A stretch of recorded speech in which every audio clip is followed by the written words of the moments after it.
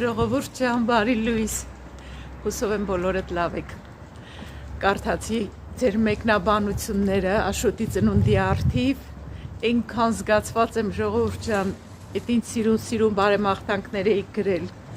այնքան շնորհակալ եմ ձեր ջերմ ցանկությունների համար, որ ժամանակ եք տրամադրել, գրել եք, իդեպ կարդացի Աշոտի համար, լսեց, Աշոտը կողքսա Եվ ցանկանում եմ խորին շնորհակալությունը հայտնել բոլորիդ, նման ուրախ-խաղիթները բոլորի դուրս լինի եւ ձեր նպատակների եւ ձեր երազանքների իրականացում եմ ցանկանում բոլորիդ։ Շնորհակալություն։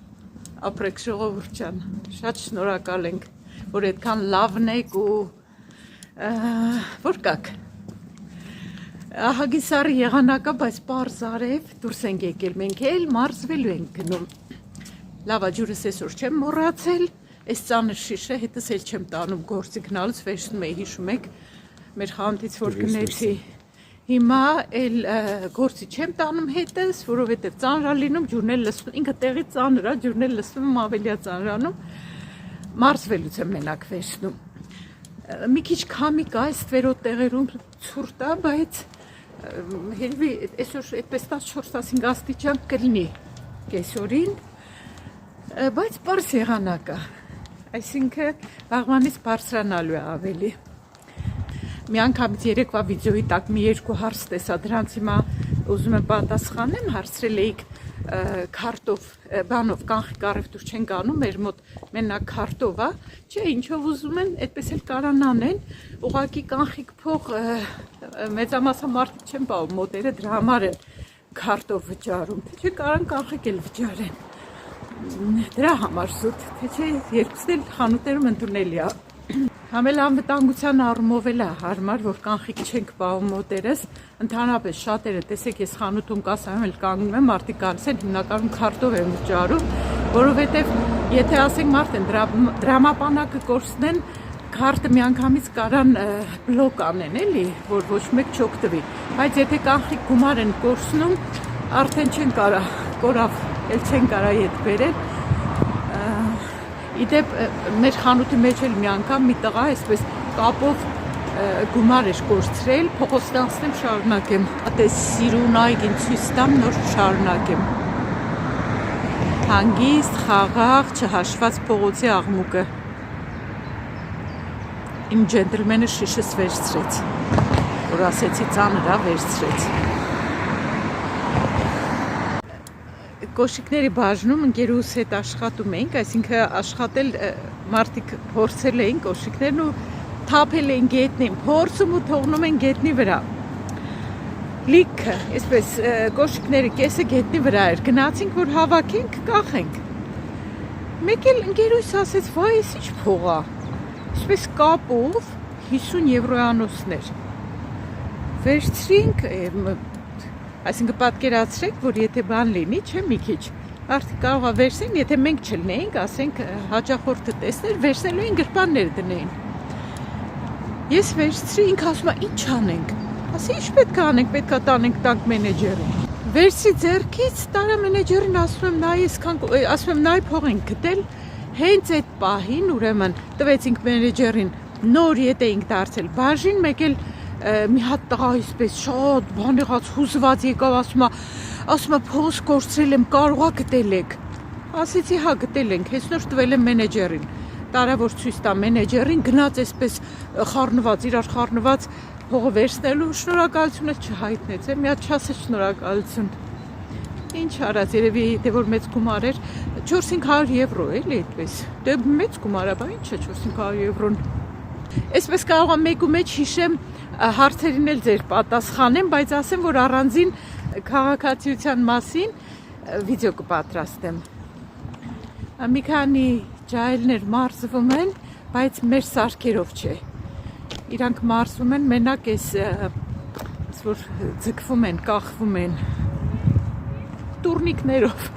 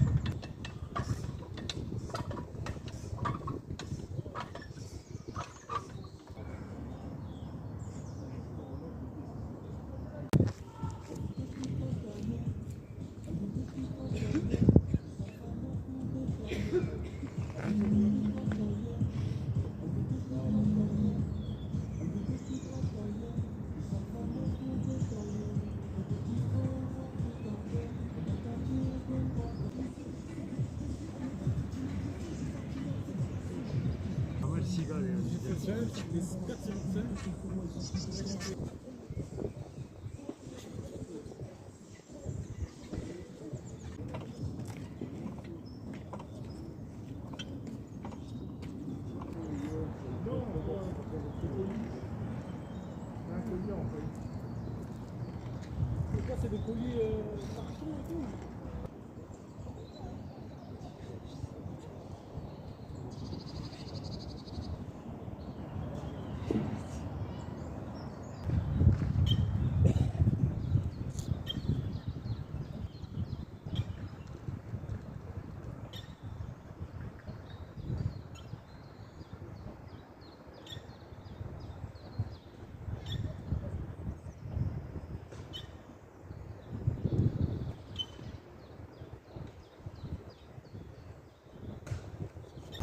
Ահագին արեցինք,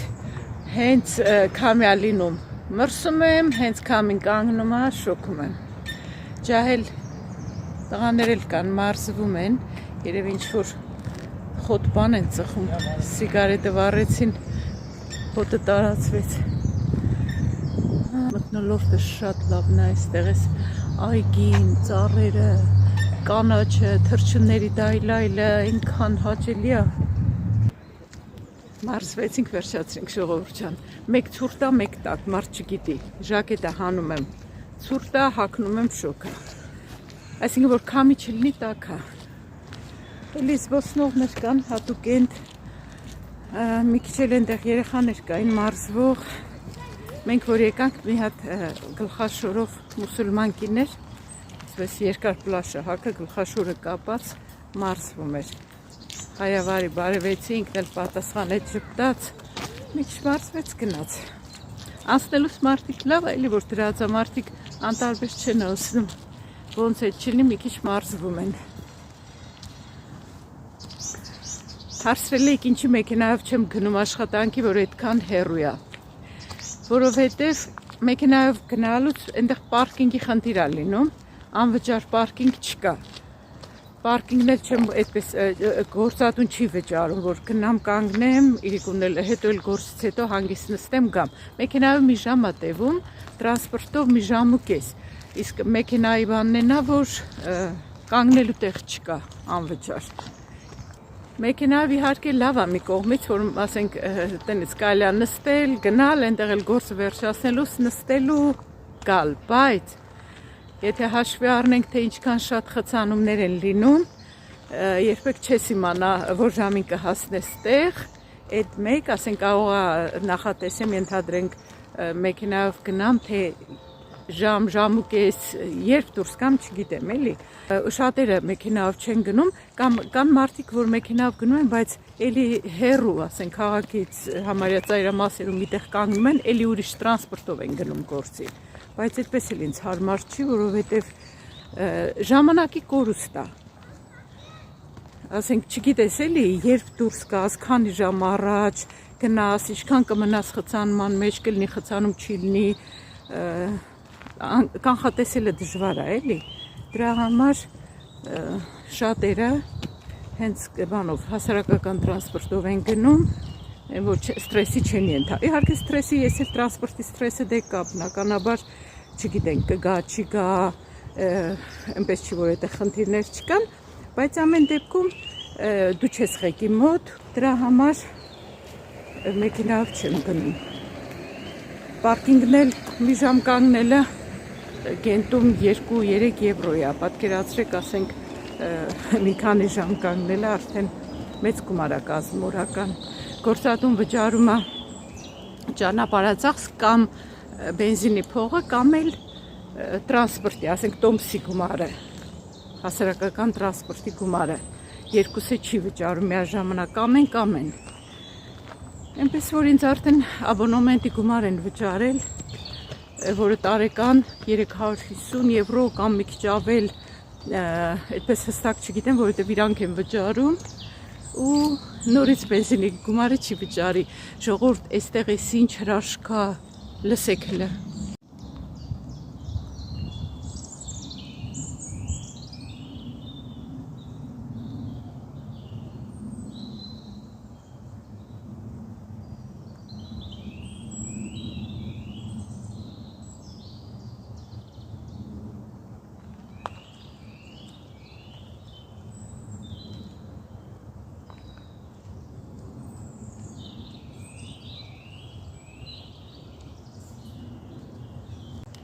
Լսում եք ինչ անուշ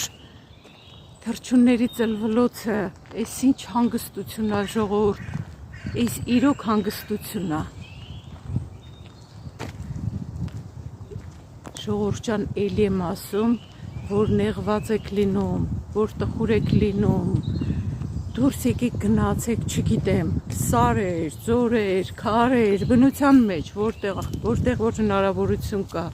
այս ինչ հրաշք կա, այս հանգստությունն է ուղղակի անփոխարինելի է։ Երբ որ մեդիտացիա եմ լսում ու ասում է պատկերացրեք, որ գտնվում եք ձեզ հաճելի վայրում, ես պատկերացնում եմ այս այգին։ Ես դա եմ, իմ համար ամենահաճելին դա է։ Հրաշք ուղղակի։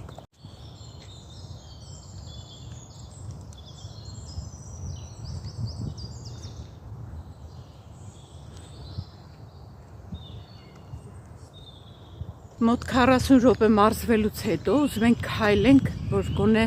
ահագի քայլեր ունենանք, բայց ես անընդհատ շեղվում եմ, կանգնում եմ մի սիրուն բան պետքա նկարեմ, ձեզ ցույց տամ ու քայլերը ոնց որ դանդաղացնում եմ, Աշոտն էլ համբերատար սպասում է։ Մի հատ էլ էստեղ ցույց տամ ու ժողովուրդ ջան, ու երևի կկարողանամ վերջապես քայլել։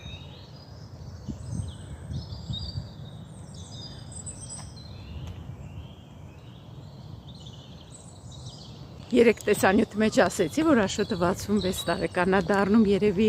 մեր սիրելի հայրենակցուհին չէր լսել լավ, գրել էր 61 տարեկան, շնորհավորել էր ու գրել էր 61 տարեկան, 61-ից ոնց է թոշակի գնացել, 66 եմ ասել,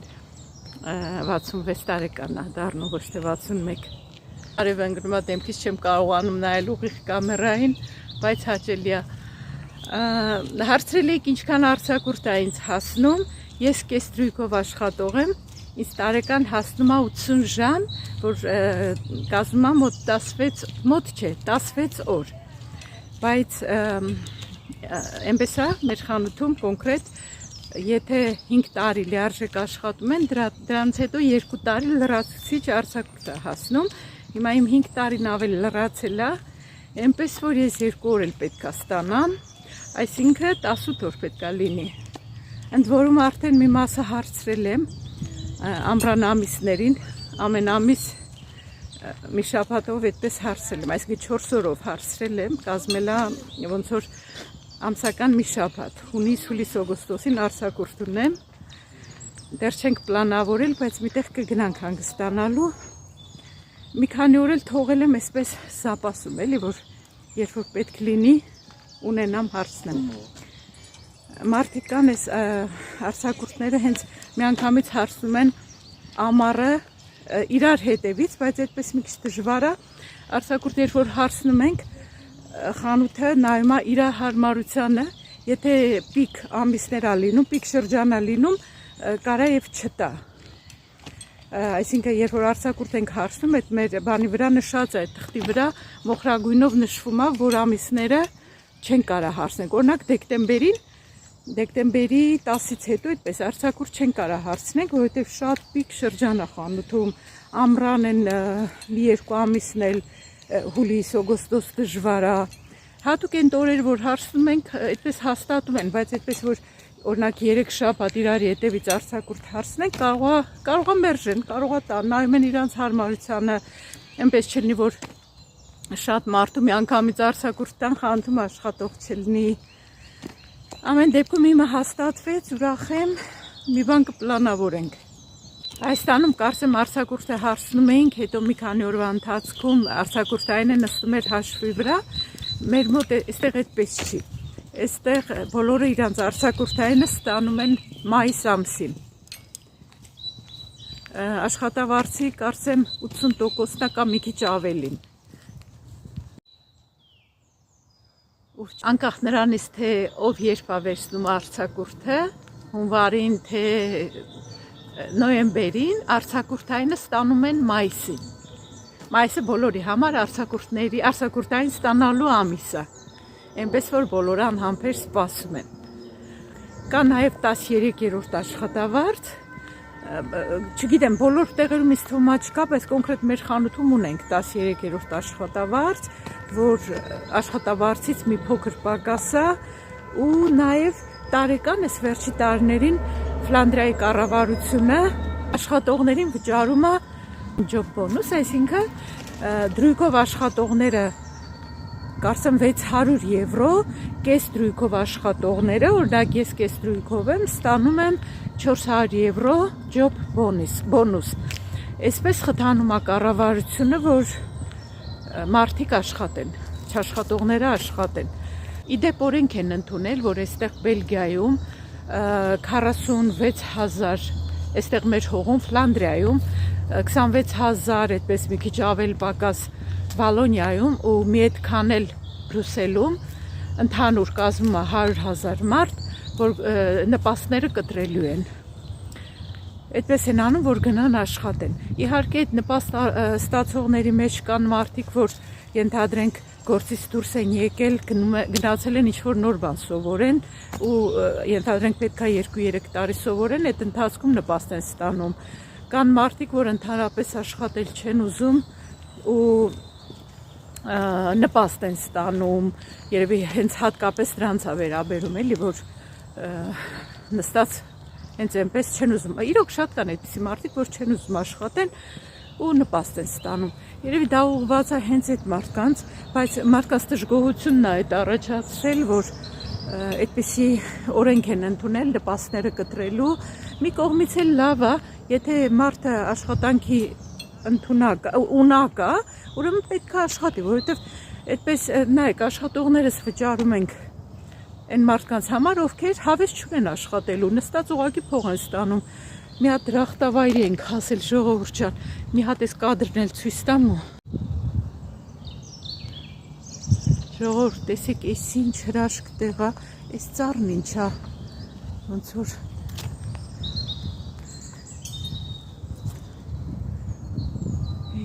ինչ ծառ է, գիտեք դուք, ես ինչ ծառ է չգիտեմ, երևի դեկորատիվ ծառ է, նայեք տնակը, ես ինչ հաճելի է այստեղ,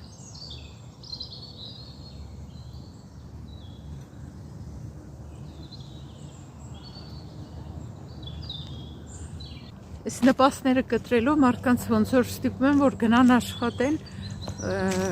որովհետև այնքան տարբեր բաներ կա, որ խթան են էլի մարդկանց, որ ուզենան աշխատեն, բայց դե շատերը ձևը գտնում չեն աշխատում։ Օրինակ կա, որ արդեն ոնց որ թուղթ են ստացել ու արդեն կարան աշխատեն բան, եթե աշխատանք չեն գտնում, այստեղ այդ սոցիալական ծառայությունը ուղարկում է աշխատելու 2 տարով, գնում աշխատում են, դրանից հետո արդեն օրինակ եթե տվյալ տեղում որտեղ որ աշխատել են հավանեն իր աշխատանքը կամ բան, կարող է հետո էլի պայմանագիր տան մնա աշխատի այդտեղ։ Կամ էլ եթե պետք չլինի, այդ 2 տարին դե ուզած չուզած, որովհետև սոցիալական ծառայությունն է վճարում, այդ տվյալ հիմնարկը չի վճարում։ 2 տարի ոնց որ աշխատում է տվյալ տեղում ու դրանից հետո կամ մնում է այդտեղ, եթե պահում են կամ չէ, պետք է գնա ուրիշ տեղ, ուրիշ աշխատանք գտնի։ Թե օրինակ այդ գործազրկության նպաստ են ստանում, սկզբի ամիսներին մի քիչ բան է, ասենք ենթադրենք տալու են օրինակ 1000 եվրո։ Ամեն ամիս այդ գումարը աստիճանաբար պակասացնում են, ոնց որ ավելի դժվարացնում են էլի բանը մարդկանց համար, որ ուզած գնան աշխատանք գտնեն։ Մարդիկ շատ են էլի չարաշահում մի քիչ։ Բեք, այսպես կամերա պետքա շուրջ տամ, որ դուք տեսնեք այս գեղեցկությունը։ Մանկական խաղահրապարակը։ Մի քանի խոսքեր ես ավելացնում գնալով Բելգիան արդեն նպաստների համակարգը նպաստի հատկացման չափը աստիճանաբար փոքրացնում է, խստացնում է, որովհետեւ մարդիկ շահագրգռվածություն ունենան ոչ թե պետության հաշվին ստեղ գալով ապրեն, կամ ասենք տեղի բնակիչներին էլ վերաբերվում, այնքան են քչացնում, որ ասենք այդ նպաստով չեն կարա մարդիկ իրենց արդեն ամսական ծախսերը հոգան, ասենք կոմունալ ծախսեր վճարեն, սնունդ գնեն, հագուստ առնեն, Ֆակտուրաները վճարեն։ Աշխատանքի տեղերը շատ կա, հատուկ կա աշխատանքի կազմի Զբաղվածության կենտրոն, որտեղ մասնագիտություն չունեցող անձանց մասնագիտությունն է անվճար սովորացնում, այնուհետև հապուստեղ ունեցող ֆիրմաներում ուղարկում են աշխատանքի։ Փորձաշրջանացնելուց հետո, եթե նորմալ է, գործատուն ընդունում է աշխատանքի։ Եթե չի արտարացնում աշխատողը, բնականաբար պայմանագիր չի երկարացնում։ Այստեղ ինչպես նաև բոլոր երկրներում կա մի խաղ, որոնք խուսափում են աշխատանքից։ Այսինքն իրենց համար ավելի նվազագարմար է տանը նստել եւ ապրել նպաստով, բայց եւ արդեն նպաստած ճանապարհ փակվում է, դրանք հարգադրված պետք է աշխատանք կատարեն։ Այդ կատեգորիաների մեջ մտնում են նաև այն մարդիկ, ովքեր անկախ նպաստի չափից իշկանել ստանան, բայց սևով են գործեր գտնում անելու, ասենք այնպիսի գործեր են կարողանում, որ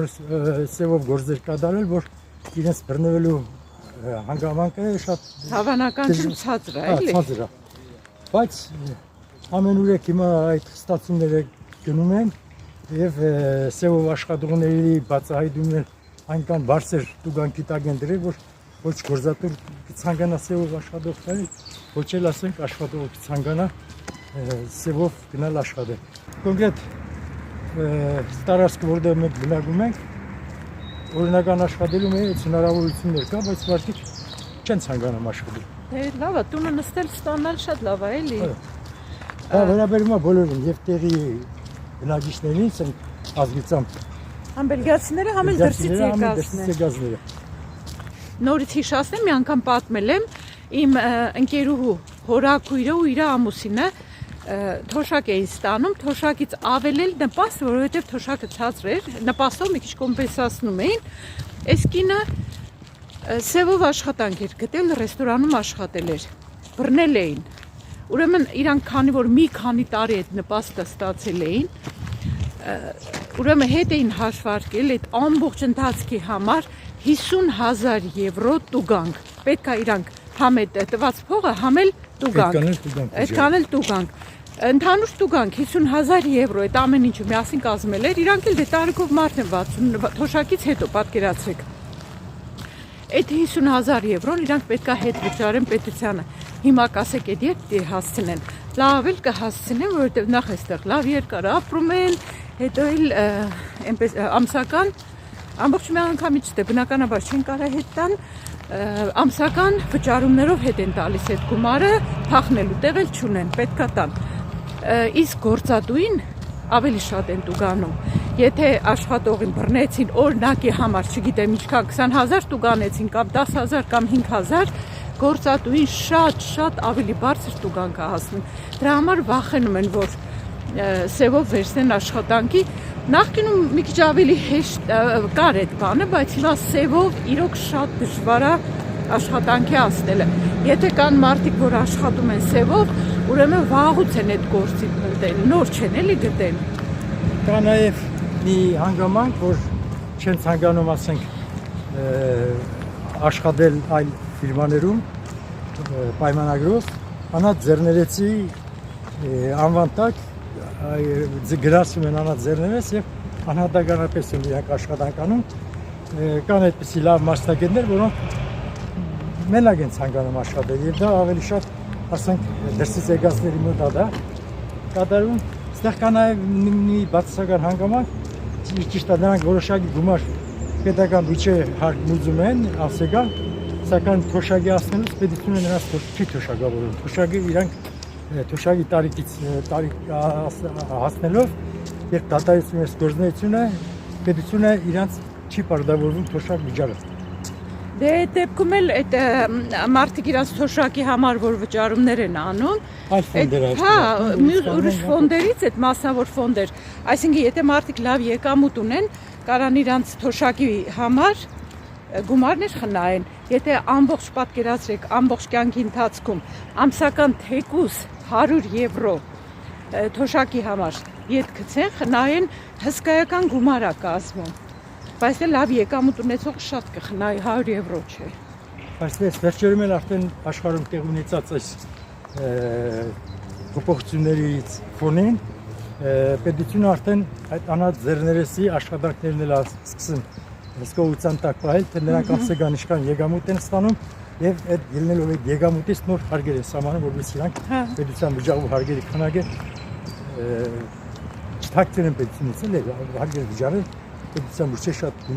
շատ գումար գնա ու պատկերացրեք փաստորեն մարդը ոնց որ բանել չի ունենում էլի որ շատ գումար վաստակի որովհետեւ պետությունը մտնում է յուրաքանչյուրի գրպանը ու ի՞նչն է անարդար որ եթե դու ձգտում ես շատ աշխատես շատ վաստակես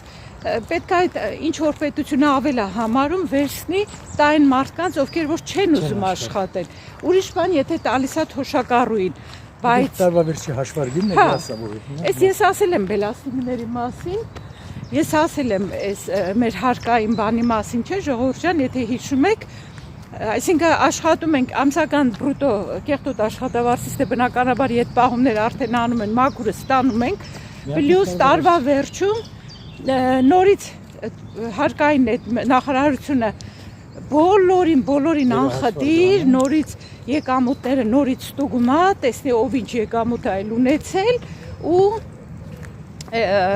եթե իրանց սահմանած շեմից ավել է ընտանիքի եկամուտը, նորից ընտանիքը պարտավոր է պետությանը փող վճարի։ Օրինակ մեր ծանոթների մեջ կան մարդիկ, որոնք մարդ եւ կին ամուսիններ աշխատում են, չաշված են հանգամանքով ամսական հարգը մուծել են, տարվա վերջին եղել է դեպք, որ իրանց միջին եկամուտը տարեկան բարձր է եղել 4000-5000 եվրո նորից տարվա վերջին դրանց գումար են պետական բյուջեում։ Բայց եւ նաեւ կան ընտանիքներ, որոնց միջին եկամուտը ցածր է եղել 2-3-4000 էլ նրանք հետ են ստացել, այսինքն այդպիսի հավասարակշռություն կա, այստեղ ասենք ընտանիքների տարեկան միջին եկամուտների հաշվարկի հետ կապված։ Բայց դե ես այդքան էլ այդ արդար չեմ համարում, որովհետև եթե մի ընտանիքը շահագրգռված է, ուզում է շատ վաստակի, նրանից վերցնում են, այն մյուս ընտանիքն էլ ասում է, ինչ շատ աշխատեմ, մենա նեկա տարվա վերջին ես կստանամ։ Հենց այդպես էլ լինում է։ Ես հիմա մի բան գործընկերուհի ունեմ, երիտասարդ աղջկա, ընդամենը շատ քիչ ժամեր է աշխատում, ասում զարմանում եմ, ասում եմ ջահել աղջիկ, ես ինչ չես շատ աշխատում, ասում եմ մեկը ստանում եմ, ասում եմ հարկ եմ ստանում, էլ ինչի աշխատեմ։ Արդար չի, էլի։ Այս գեղեցկությունը ցույց տամ, ժողովուրդ ջան, նոր անցնենք առաջ շարունակենք, այս ինչ գեղեցիկ տեղ է։ Արդեն գարունա կանաչել է ու ուղղակի չեմ կարողանում որ անտարբեր անցնեմ։ Երբ որ նոր էի մտել աշխատանքի, մի լավ ընկերուհի ունեմ, բուլղարացի ազգությամբ, ինձ ասում էր իր ամուսինը սեփական բիզնես ունի, իդեպ հայ ամուսինը, ինքը կես դրույքով էր աշխատում, ասում էր իմաստ չունի, որ ես լրիվ դրույքով աշխատեմ ամբողջական, որովհետև եթե ասում էր հիմա ես էլ ամբողջական դրույքով աշխատեմ, ուրեմն շատ բարձր հարկ ենք մուծելու։ Ու ինքը ինձ էլ խորհուրդ էր տալիս, ասում էր եթե ամուսինդ լրիվ դրույքով աշխատում, դու կես դրույքով աշխատի, որպեսզի հետո տարվա վերջում նորից ավել հարկեր չմուծեք։ Այդպես շատ խիստ է, էլի այդպես հեչ լավ չի։ Ոնց որ չես ուզում շատ աշխատես, ինչի շատ աշխատես, որ պետությունը վերցնի էլի քեզանից։ Բելգիան Եվրոմիության միակ երկրներից, միակ եզակի երկիրն է, որտեղ հարգերը ամենաբարձրն են։ Դրա 60%-ը հարգերի հաշվին է աշխատավարձ ստանում։ Այսինքն պետական ապարատը շատ ուժացված է։ Դրա համար էլ ասենք հարգերի կրկնակի հարգումներ տարվա վերջին եւ այլն կա։ Հարևան երկրներում, օրինակ ասենք Գերմանիայում, Ֆրանսիայում, Մեծ Բրիտանիայում, Անգլիայում նման բարձր հարգեր չկա։ Դե միջին աշխատավարձը ավելի բարձր է, քան թե ասենք միջին եկամուտն աշխատողների տարեկան ավելի բարձր է, քան Բելգիայում։ Քան Բելգիայում, այստեղ հարկային բեռը շատ ծանրացած է։ Օրինակ Անգլիայում ասել եմ արդեն, չէ, տղաս այնտեղ աշխատում, ասում է այնտեղ ամեն տարի յուրաքանչյուր աշխատող իրավունք ունի տարեկան 12000 ֆունտ ստերլինգ հարկ չվճարի դրա համար։ Դրանից բարձր եկամուտի դեպքում արդեն նոր պետությունը հարկ է վերցնում։ Տոկոսը ամեն- ավելի ցածր է, քան Ու բրիլիան։ ամեն տարի, ամեն ապրիլին այդ բանը թարմացվում է։ Այսինքն մարդը աշխատեց, մինչև ապրիլ ինչ ստացավ 12000-ից, եթե չի անցել, դրա համար հարկ չի վճարում, հենց ասում է 12000-ը նոր հարկ են վճարում։ Ու մյուս տարի նորից նույն ձև։ Չէ, այստեղ շատ բարձր է այդ բանը, ու էլի եմ ասել, որ Բելգիայում շատ են նպաստ ստացողները, չափազանց շատ։ 50%-ից ավելի քիչ աշխատողներն են, ավելի շատ նպաստ ստացողները։ Դրա համար այսպես արդեն տրակվում է այդ համակարգը, չի դիվանում։ Ինչպես Եվրոմիության մյուս երկրներում, այնպես էլ Բելգիայում եկամուտների վերահսկողության համակարգը այնքան ամուր է, այնքան ուժեղ է գործում, որ որևէ անձ չի կարող իր եկամուտը թաքցնել։ Նույնիսկ սևով աշխատողները, որ սևով գումար են սկսական վաստակեն, գալիս է մի պահ, որ նրանք բացահայտում են նրանց ձեռք բերած սև գումարները եւ այդ ժամանակ նրանք եւ մտնում են հարգային դաշտ եւ լրացիչ տուգանքները մտնում թե այդ գումարը որտեղից են ձեռք բերել։ Հայտարարագրում է ամբողջ Բելգիայի տարածքում գնում է, որ պետությունը գիտի իր ցանկացած, ասենք, քաղաքացին ամսական ինչքան գումար է վաստակում եւ դրանք վերահսկողությունը բանկերի միջոցով, բանկային քարտերի միջոցով դրանք իրականացում են։ Հսկողության տակ է։ Հսկողության տակ է։ Եվ եթե այդ ընթացքում հայտնաբերվի, որ լրացիչ գումարներ կա նաեւ, ասենք, դրսից են ստանում, աշխատողի համար դրսից ստացած գումարը որևէ վտանգ չի բերում, բայց նպաստացողեր դրսից գումարներ ստանում կամ այլ ճանապարհներով իրամոտ եկամուտը հայտնաբերվում է, դրանք պատասխանատվության տակ են ընկնում։ Նպաստը կտրում են տուգանքն էլ հետ է, նպաստի հետ են վերադարձել։ Այդ եկամուտների հայտարարագրումը արդեն վաղուց տարածված է, ընդունված է եւ խորը արմատներ ունի։ Այդ պատճառով, որ հիմա էլ Հայաստանում փորձում է դա անել, դա ճիշտ քաղաքականություն է։ Պետք է ցանկացած ընտանիքի եկամուտը հայտարարագրվի, բայց չպետք է հայտարարագրվի, որ ասենք մարդը իրոք տեղում աշխատանք չունենալով գնում է դուրսը մի քանի կոպեկ գումար է հայտայտում, բերում է իր ընտանիքի ծախսերը փոկալու։ Նպաստային համակարգը ստե գործում է խիստ վերահսկողության տակ, բայց նույն վերահսկողությունը մենք Հայաստան ասենք տեսել ենք, Հայաստանում դա չկա։ Նույնիսկ նպաստ են ստանում այնպիսի մարդիկ, որոնք դրա անհրաժեշտությունը չունեն։ Գուցե հիմա չեն ստանում, գուցե հիմա բան արել են, չգիտեմ, բայց նախկինում այդպես է։ Երևի կարող է հիմա մի քիչ փոփոխություն լինի, բայց ունայում ես որ նախկին համակարգում, այդ նույն համակարգում նախկին աշխատողների միջև այսօր գոյատևում աշխատում են, դժվար փոխվեն, ասենք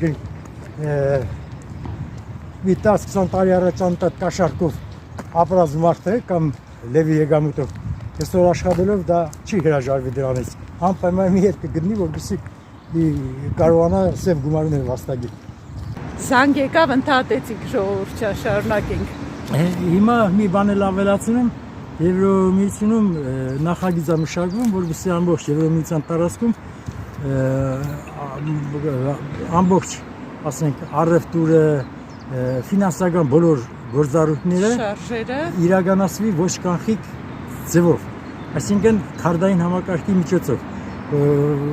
Այդ ժամանակ պետությունները, Եվրոմիության կազմի մեջ բոլոր պետությունները միշտ ճիշտ վերահսկողություն են կարողանում են իրականացնել իրենց քաղաքացիների վրա, որտեղ, ասենք, սև գումարներ, դեպի գումարներ, ասենք, նրանք չկարողանում օգտագործել։ Ես ականատես եղա մի դեպքի, մեր հայրենակիցներից մեկը, որը երկար ժամանակ սևով աշխատել էր, երբ իր փաստաթղթերը նորմալացան եւ քաղաքացիություն ստացավ, նա իրավունք ուներ արդեն այստեղ բնակարան գնելու։ Այնքան կանխիկ գումար ուներ, որ եթե նա համարձակվեր այդ գումարով տուն գներ, անպայման նրա այդ ձեռք բերած կուտակած գումարները բացահայտել են։ Նա հարգադրված այդ գումարները չկարողացավ օգտագործել եւ մինչեւ այսօր էլ ինքը այդքան մեծ գումարներ ունենալը մտածում է թե այդ գումարները ոնց պետք է ինքը օրինականացնի։ այսինքն այլ ճանապարհներով դե ճանապարհները վերջը կգտնեն։ Տուն գնես, մեքենա գնես, ամբողջ պետությունը ամբողջ իմանում է թե ինչ է գումարում։ Կանխիկով չեն էլ կարա տուն գնել։ Դե փոխանցումով է նոտարի միջոցով։ Եկամուտ վերահսկողության տակ է, ֆինանսական կազմակերպությունները, վերահսկող կազմակերպությունները բոլորը գիտեն թե ամսականից ընտանիքի ինչքան գումար է մուտք գործում եւ եթե արդեն ամբողջ քարտային համակարգով է, կարծեմ նախատեսված է մինչեւ 30 թիվ է առևտրի համակարգում ամբողջ միայն քարտային համակարգով իրականացվի ոչ կանխիկ։ Հիմա կա երկուսն էլ, համ կանխիկ կա, համ ոչ կանխիկ,